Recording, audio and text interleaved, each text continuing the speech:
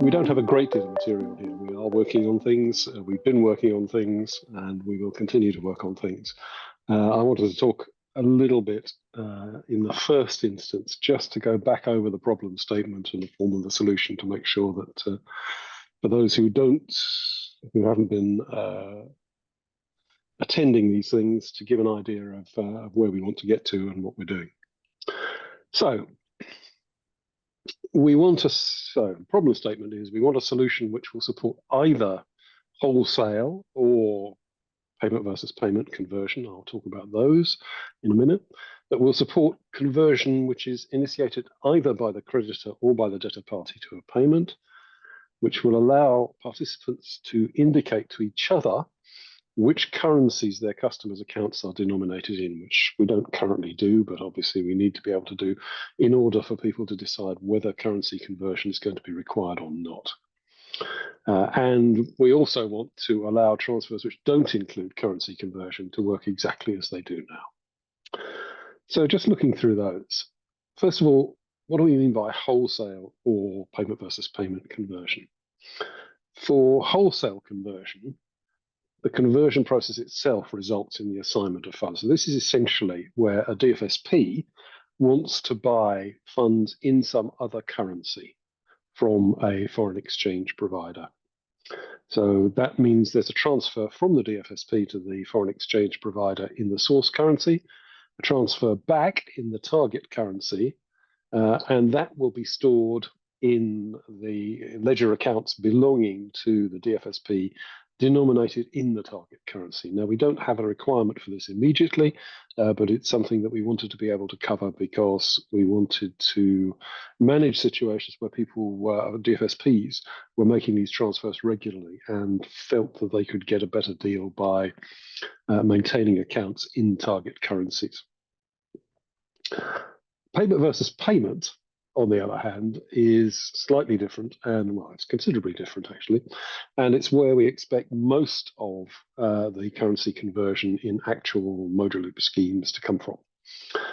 So the point about payment versus payment is that there is a conversion and there is a payment, and the two have to be linked to each other such that funds aren't reserved or assigned unless the associated transfer completes successfully.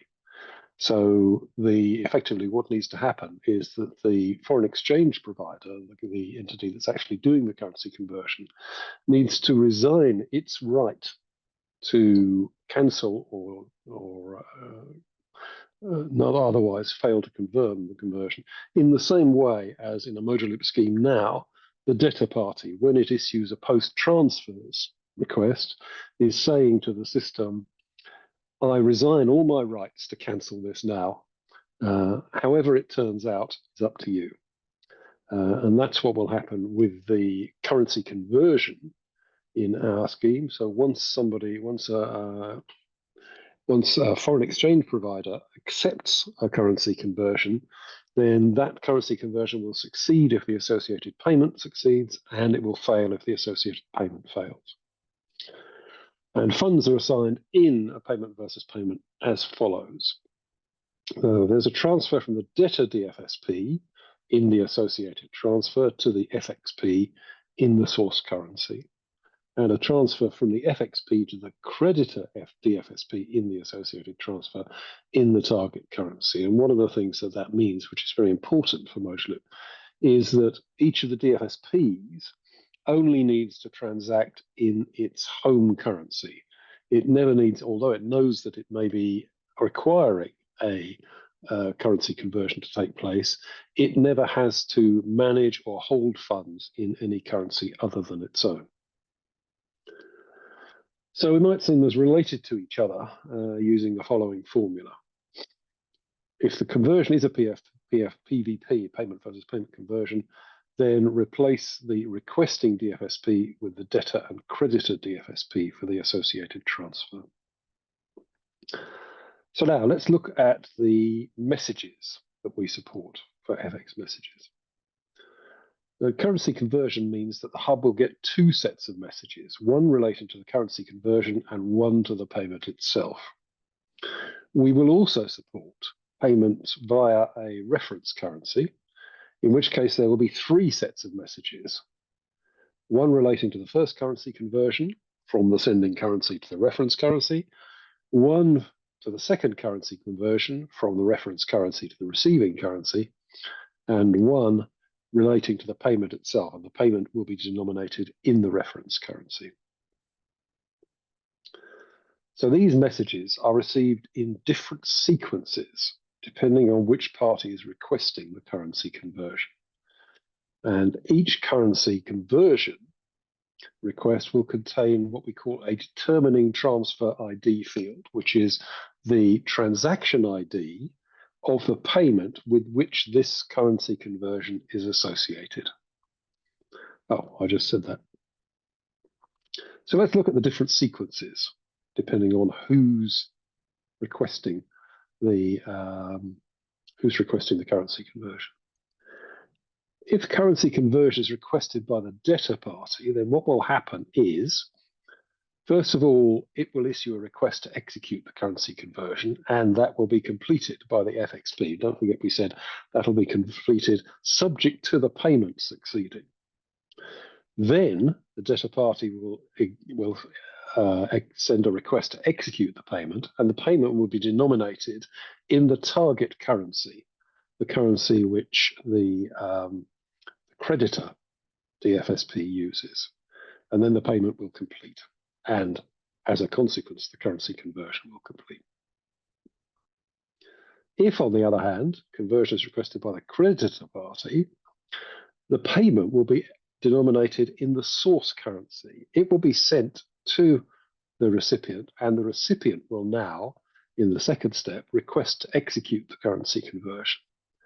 That will complete, and as soon as that's completed, the creditor party knows that it can complete the payment because it's got a commitment to receive the funds in its home currency. So it can complete the payment, which was in its target currency.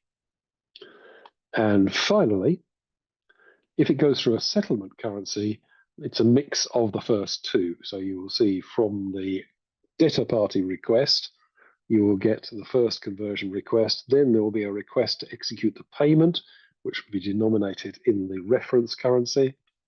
Then you will get a request to execute the currency conversion from the reference currency to the creditor's target currency.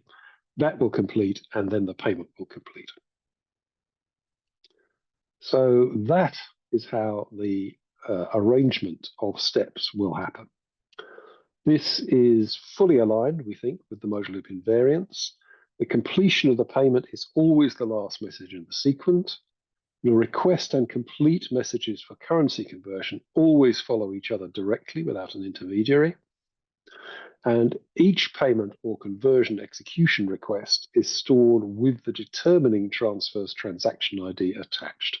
So the switch can store that message, the message for currency conversion, and attach it to the associated payment using the determining transfer's transaction ID. And each completion message obviously can be checked separately for approval and signature integrity, because the way it works for a currency conversion is exactly the same way as in the Mojaloop world it works for a payment. When a request for terms of the currency conversion is issued by the FXP, it attaches a condition, a cryptographic lock to that approval. And when currency conversion is requested, the requesting party attaches the cryptographic lock that it received from the FXP, so the FXP can verify that it was executing the currency conversion on the terms that were agreed. And obviously, failure should result in the cancellation of every part of the payment, and success is recorded against the actions record in the switch. So this allows us to build a set of related actions in which the last action will always be the successful completion of the determining transfer. Okay, so let me now move across to the question of the API definition. Technical definitions for the API changes, for the new messages, and for changes to the existing messages are complete. They've been approved by the CCB. We have Swagger definitions for those messages. They are ready to go. The documentation has been revised to include information about that. It's currently in the process of being reviewed, and we expect that it will not be very long before it's approved.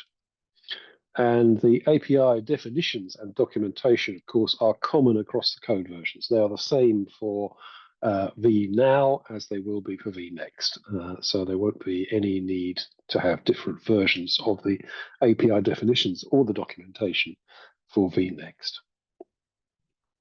Now I want to move across and talk about the current version of Mojaloop.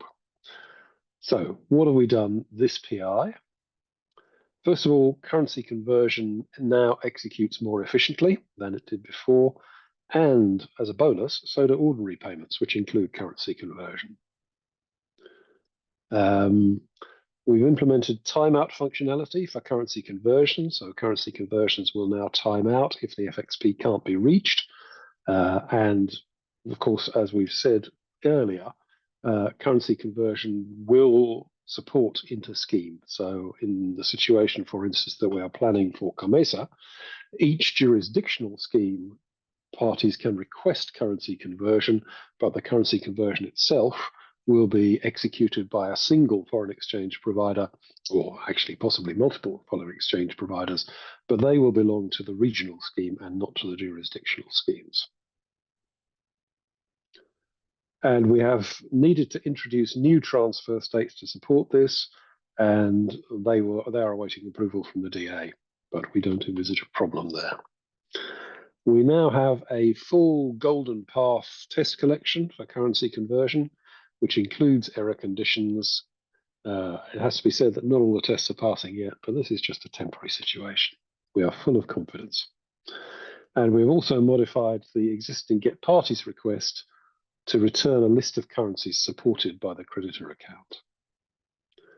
And the Mojaloop connector supports currency conversion initiated by the debtor DFSP, which is the use case that we are planning for COMESA, and also currency conversion management by the FXP. So both of those are in place. Task for PI 25. Well, first of all, we need to respond to a transfer cancellation correctly. That bit is not built yet, but it's not we don't think it's a very difficult piece. We need to harden the agreement of terms for currency conversion and make sure that that information is persisted in the switch. Oh, sorry, I got ahead of myself there. And we need to implement the get services call so that DFSPs can obtain a list of currency conversion providers.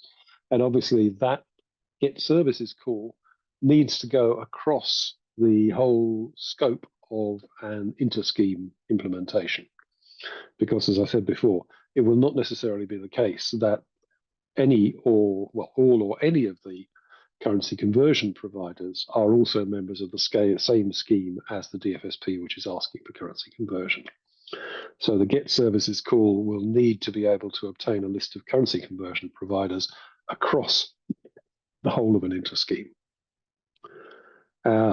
which means we'll need to integrate currency conversion with the inter-scheme modifications.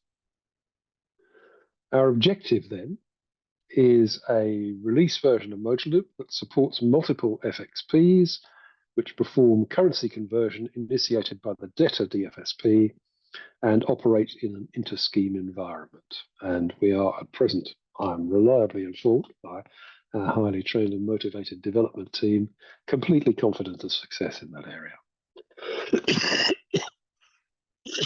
Pardon me. Now, changes to the new version of Mojaloop. The situation is not clear, at least not to me. Work has been paused on the vNext workstream, and I don't know at the moment when it will restart or what resources will undertake it. So we are in a bit of limbo there. But unfortunately, there's nothing more that I can tell you at the moment. So that really is all I have to say about currency conversion. It's going well, I think. Uh, Especially, I want to congratulate the design and build team at Infotex, who've done great work on all of this, and to say, keep up the good work, chaps.